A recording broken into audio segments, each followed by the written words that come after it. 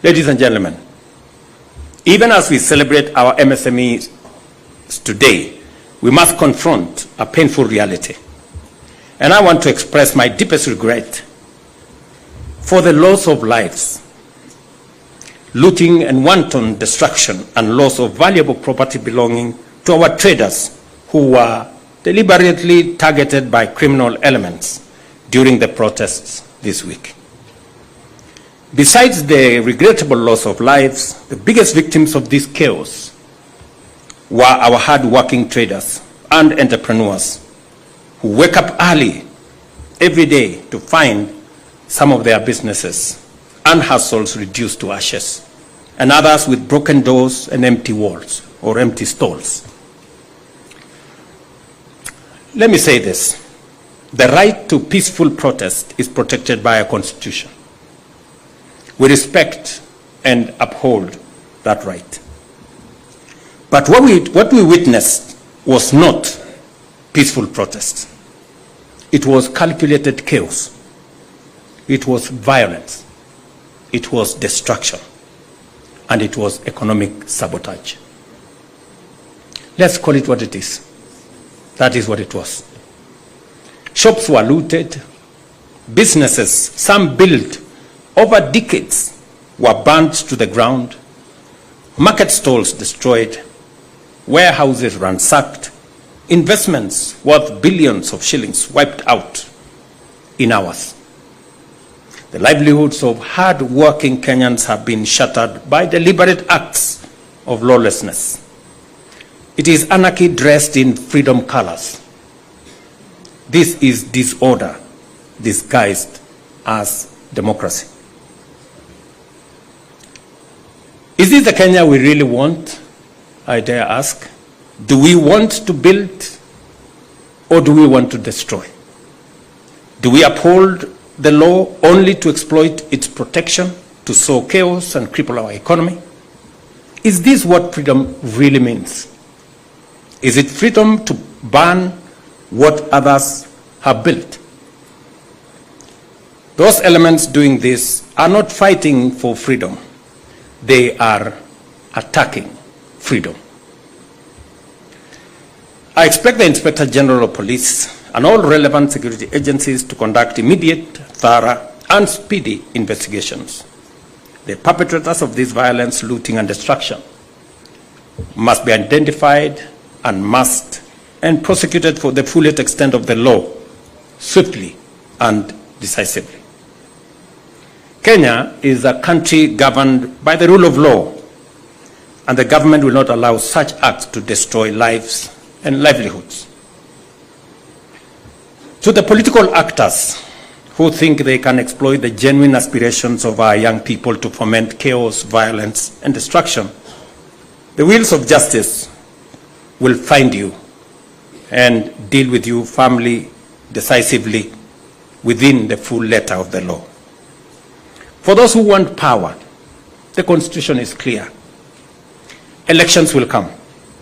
Formulate a better plan. Convince the people of Kenya. Win fairly. That is how change happens in a democracy.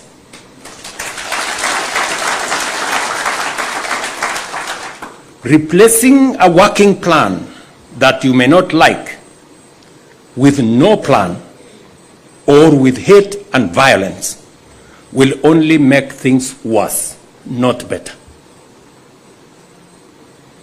And let me say this for the avoidance of any doubt.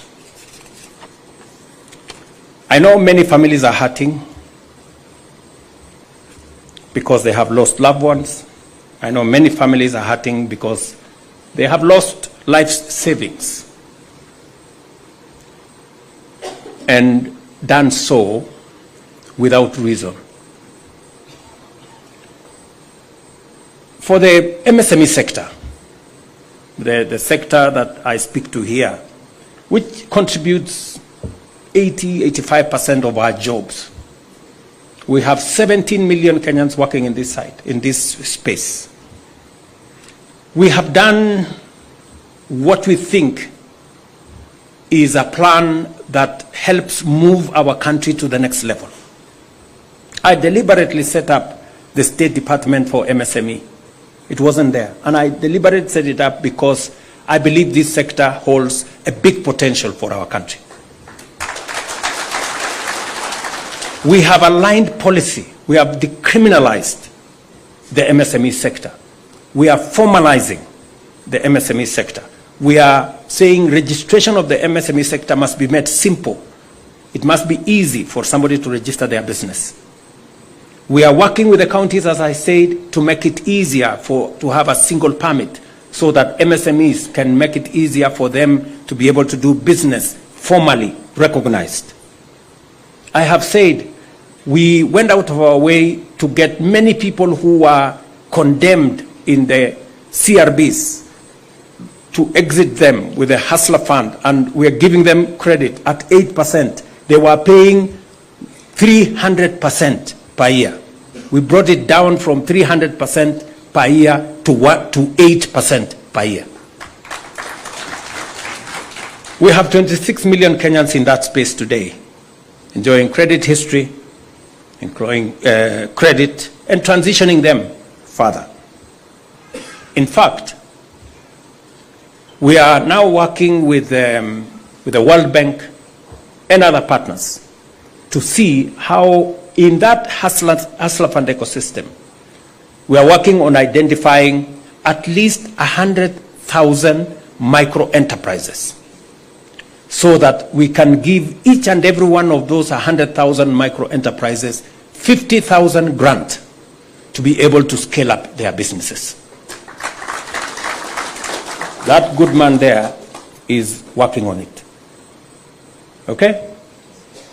As part of graduating businesses from a smaller threshold to the next threshold. As I have said, we are building 400 markets nationally. Again, to provide opportunities for micro enterprises, small enterprises who do business in our markets to operate in a decent place with proper trading flows, with access to hygienic facilities, making sure that we have cold rooms, making sure that we have ICT hubs, making sure that even women who have young mothers can have a place to go and attend to their children in the market space.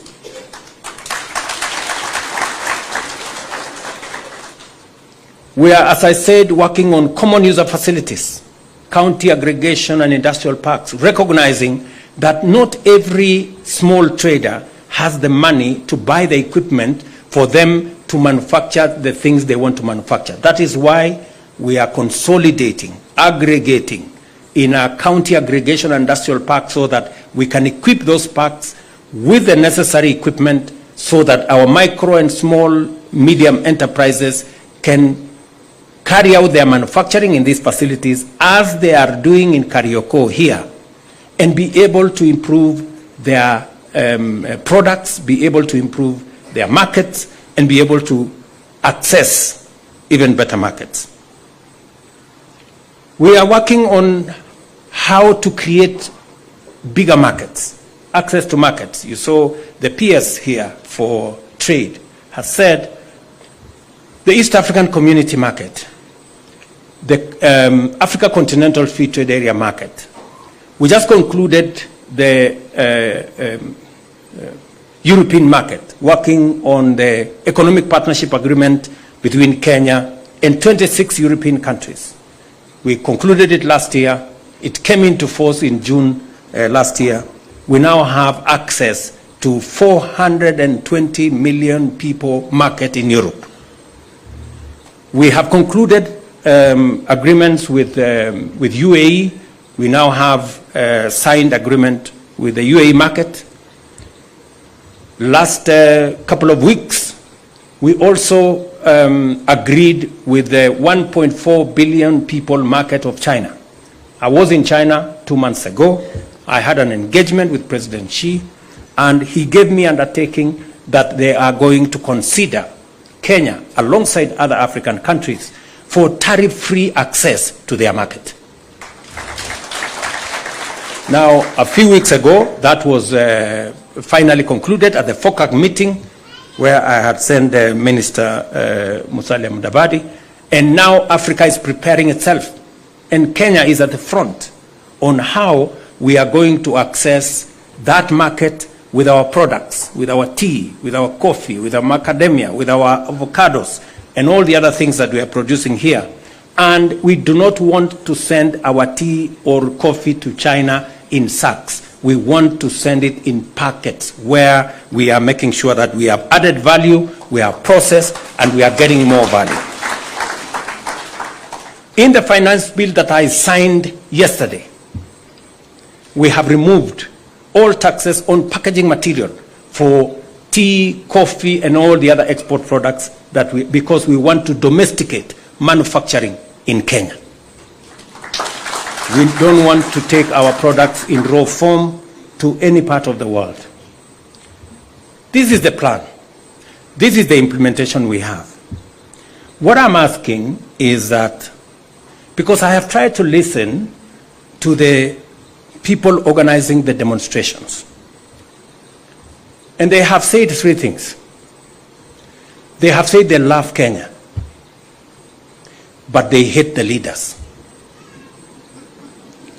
And they have talked something about one term. And they have said Ruto must go. Those are the things I have listened to.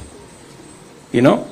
And therefore, I want to ask them this. Because if you truly love Kenya, as you say, don't ban your country.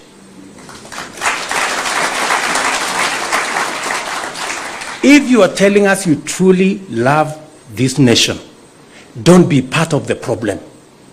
Figure out how we are going to get solutions.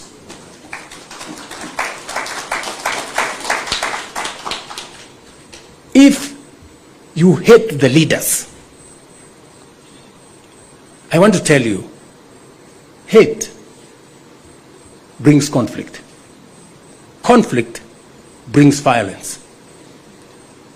Violence is not a solution to unemployment, is not a solution to any of the challenges that Kenya is facing. So, if your strategy is anchored on hate for other people, for leaders, how are you going to provide a solution for our nation? If your protest and demonstration is anchored on hate for others, we must be honest, we must be candid with ourselves as a nation. Because what is going on in these streets, people think it is fashionable. Because there, take selfies, post on social media. I want to tell you, if we continue that way, they will finish with the small enterprises in downtown. They will move. They will be in Kileleshwa. They will be in Lavington. They will be in Karen.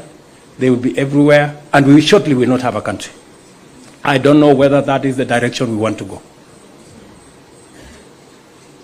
And if it's a question of terms, the Constitution already has sorted out and settled the issue of terms.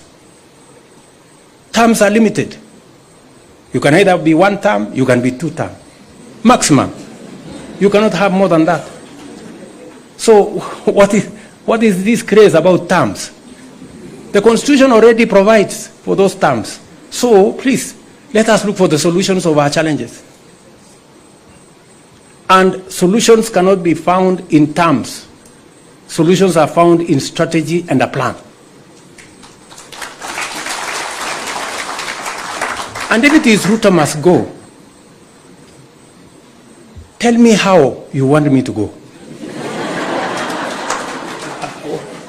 What? You know? I mean, let's be honest with ourselves. What do you mean? What do you mean by Ruto must go? How do I go? Because we have a constitution in place, dear people, right? Yes. If you want Ruto to go, please, my simple advice to you, look for a better plan. Convince the people of Kenya that you have a better plan. This one of mine has created 250,000 jobs in the housing sector. Look for one that creates 500,000. This one of mine, I have brought down the cost of unga from 240 to 160. Look for one that brings it to 50. Violence will not. Anarchy will not. It will not sort out our country. Let us not fool ourselves. So, let's be honest to one another. I have listened to what these people are saying. So, if you want Ruto to go, please, do the honorable thing, you know. Develop a better plan than the one I have. Yes. The one that creates more jobs than the one I have. The one that brings down the cost of living than the one I have. The one that creates more opportunities for the young people of Kenya than the one that exists, you know. Do not tell us that you hate so-and-so. This one must go. That one must have this term or the other. And you have no strategy. I have said, you cannot replace a plan that is working that you don't like with no plan. The only thing you have, you are armed with hate and violence. And then you want us to agree with you? Really? Please. There are very few fools in Kenya. Persuade us. If you persuade us, you know, I can also go and concentrate on farming and help in food security, you know. If you have a better plan, but don't ban the country for heaven's sake. We don't have another country.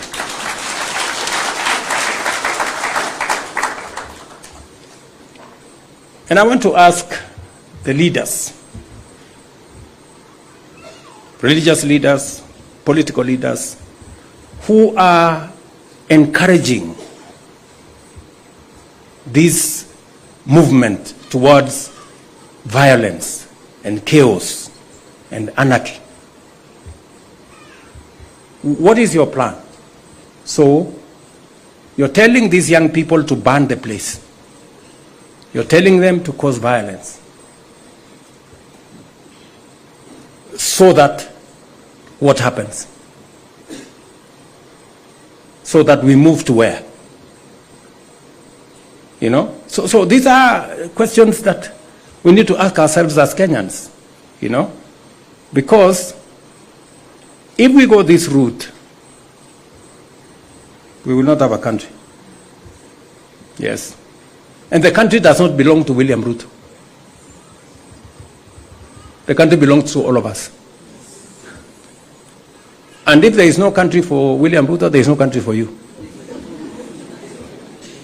You know? So let's really be honest with ourselves and let's be candid. What is it that we are trying to achieve? Yeah? So, finally, good people, to the MSME sector, your resilience